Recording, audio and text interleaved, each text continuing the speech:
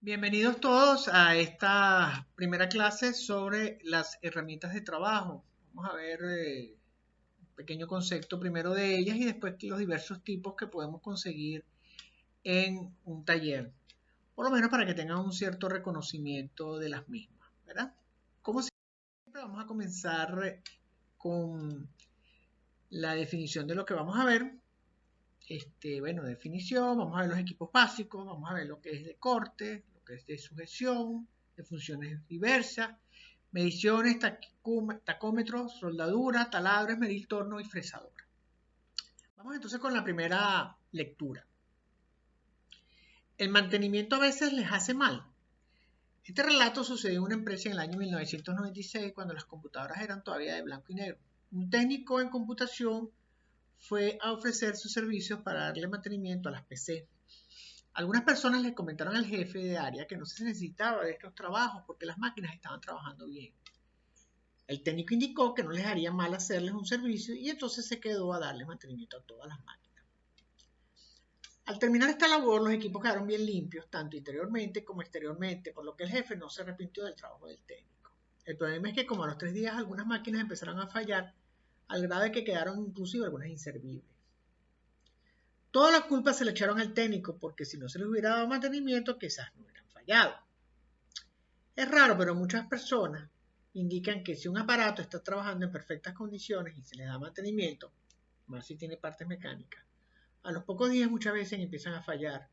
Por lo que si un mecanismo está trabajando bien, aunque digan el dueño que les quita el polvo y no se les hace, a veces llegan los dueños que abren su aparato para limpiarlo, mueven un ajuste y ya no funciona.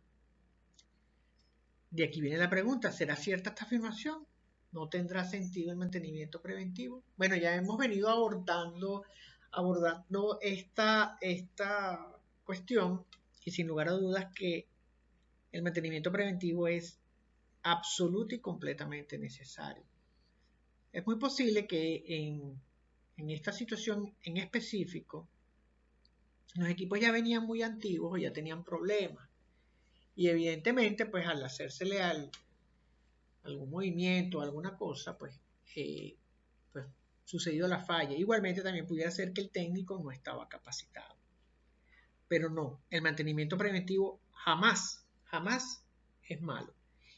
Y precisamente ese concepto de que vamos a dejar que las cosas funcionen, que se terminen de echar a perder o si algo está funcionando, mejor no tocarlo, es un error garrafal. Bien, entonces, ¿qué herramientas de trabajo podemos conseguir en un departamento de mantenimiento? ¿Y qué es esto también? Bueno, en primer lugar, como tenemos que definir que las herramientas de trabajo son objetos elaborados a fin de facilitar la realización de una tarea mecánica que requiere de una aplicación correcta de energía.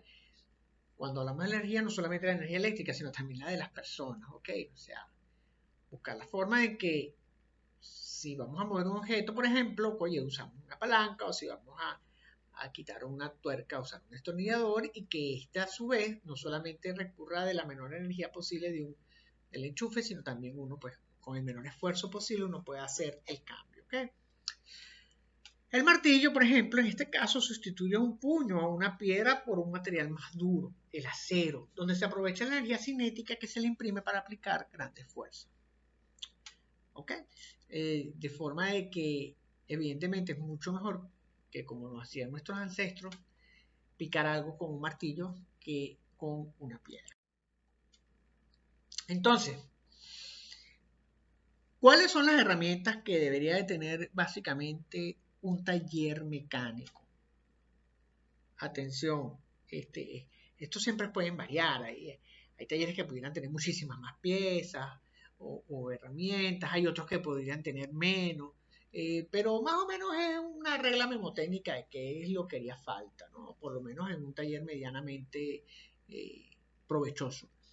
En primer lugar, podrás tener herramientas llamadas de corte para picar. No solamente son equipos de oxicorte, sino también pues pudieran ser tijeras, pudieran ser sierras, etcétera. Herramientas que se utilizan para sujetar piezas o atornillar piezas. Más adelante las vamos a ver, por ejemplo, un destornillador evidentemente bien sea de cruz o de estrella. un sargento, etc. Herramientas de funciones diversas y herramientas básicas para realizar medidas. En ningún taller mecánico nunca debería de faltar por lo menos una cinta métrica. Ideal también sería que tuvieran, por ejemplo, un calibrador y un tornillo micrométrico. Entonces vamos a ver las herramientas de corte, ¿no? La primera que tenemos es evidente, es una sierra de mano, también llamada cegueta.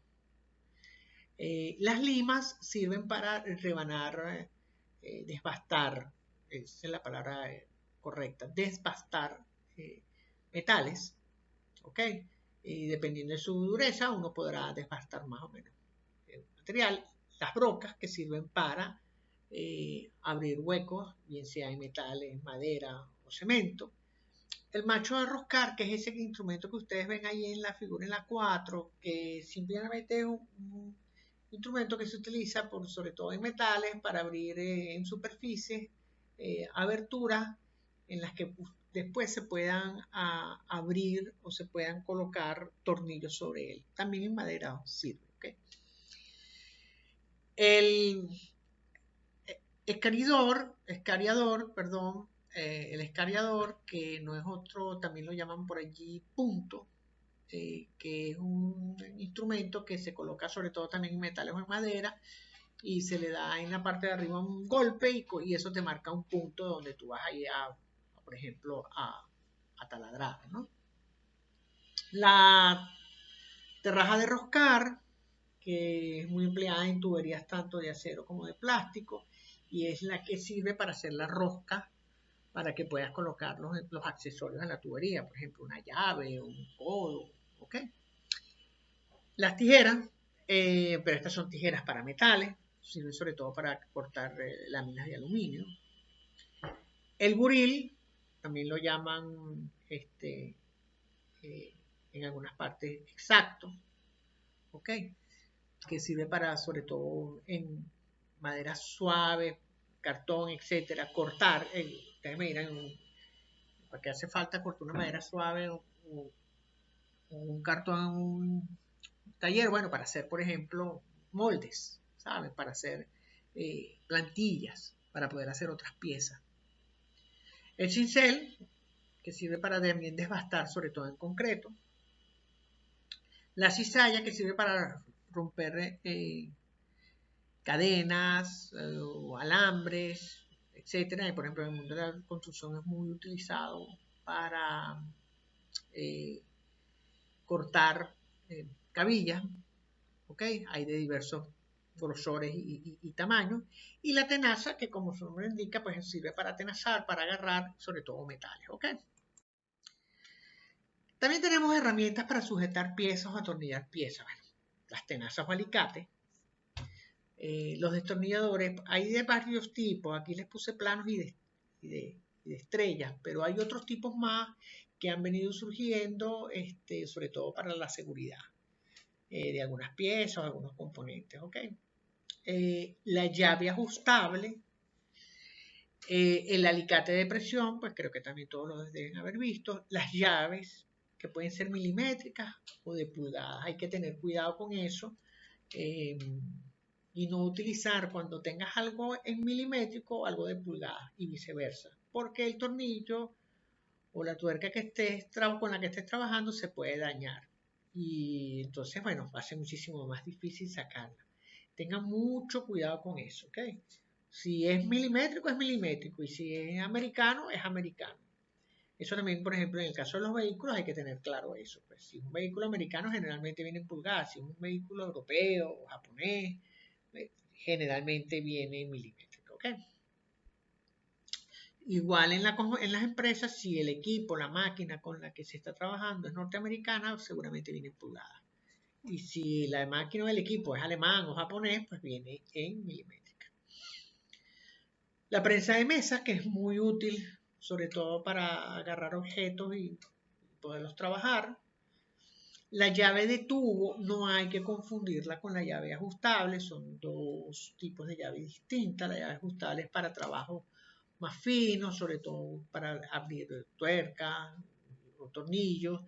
Hay que tener mucho cuidado es mucho más fina, como les digo. En cambio que la llave de tubo, como su nombre lo indica, es para tuberías, sobre todo tuberías de agua blanca. Y es ampliamente usada para eso, para abrir y cerrar llave, ¿no? Una tubería de aguas blancas no se puede hacer con una llave ajustable. La remachadora, como su nombre indica, es para remachar. Allí se colocan en la punta se coloca el remache. Los remaches vienen de distintos largos, de distintos grosores, ¿ok? De acuerdo pues a lo que el trabajo que se quiera realizar. Y entonces las personas pues simplemente en función del hueco que se hace cuando se taladra, pues uno utiliza el remache apropiado.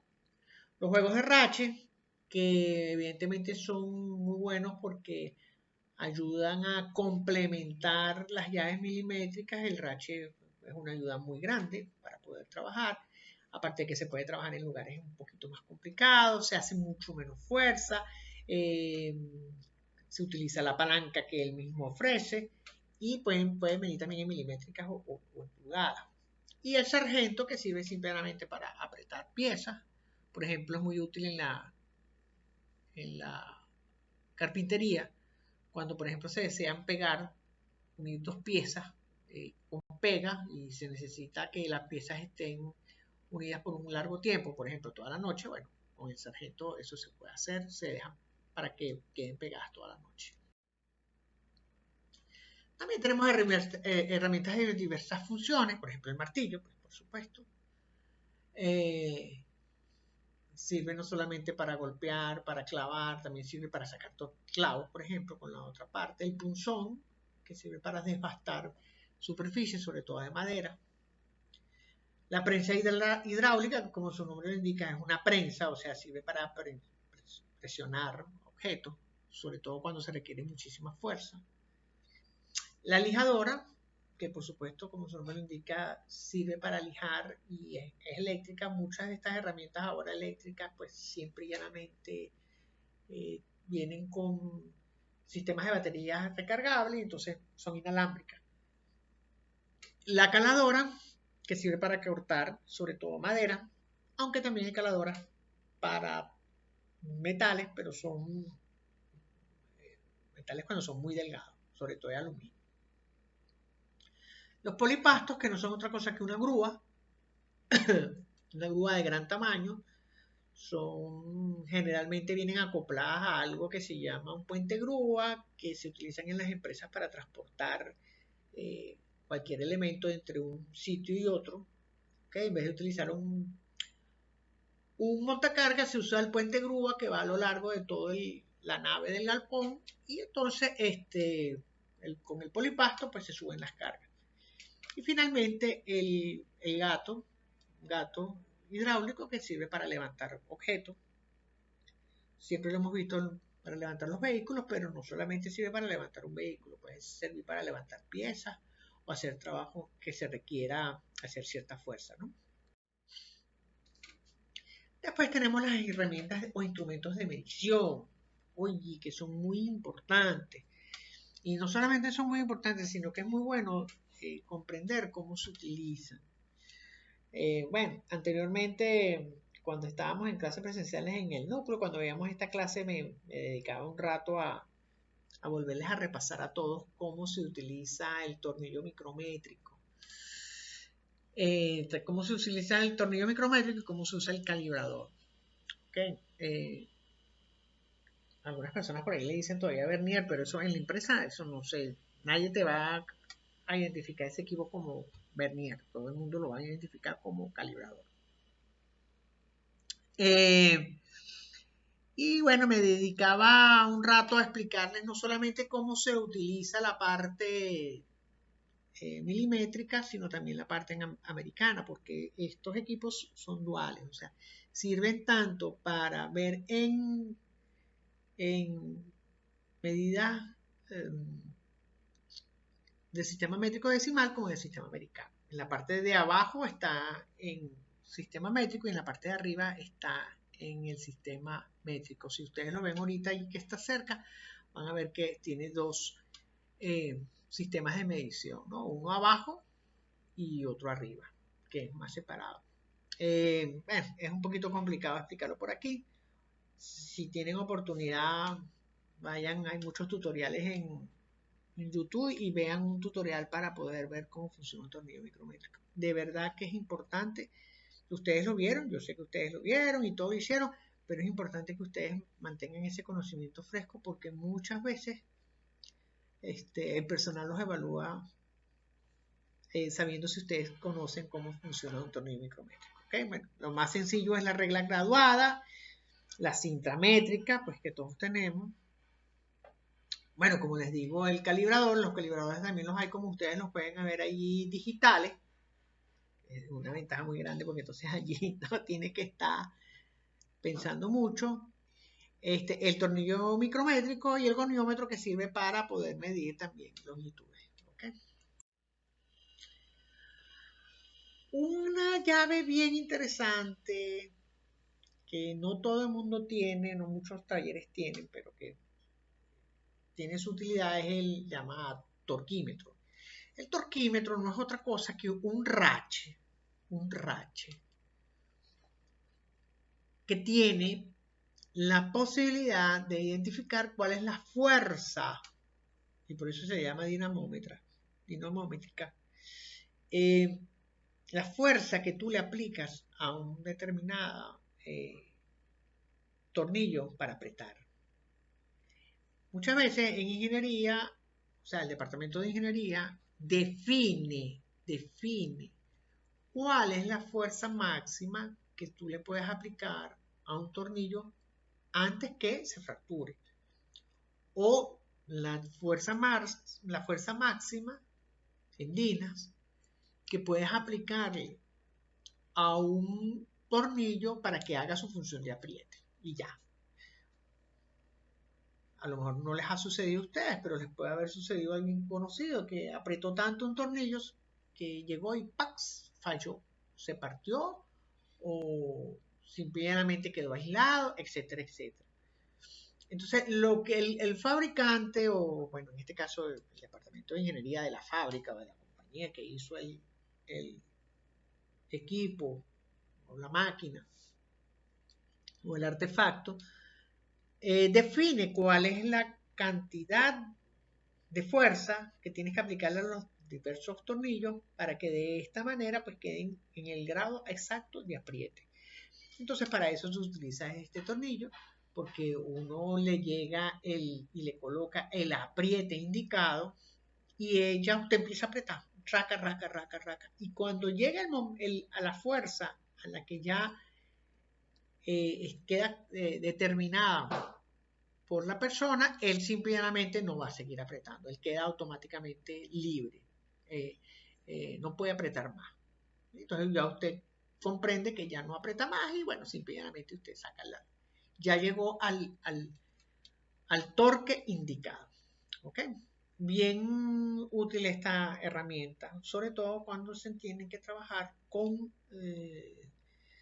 características de apriete bien definidas.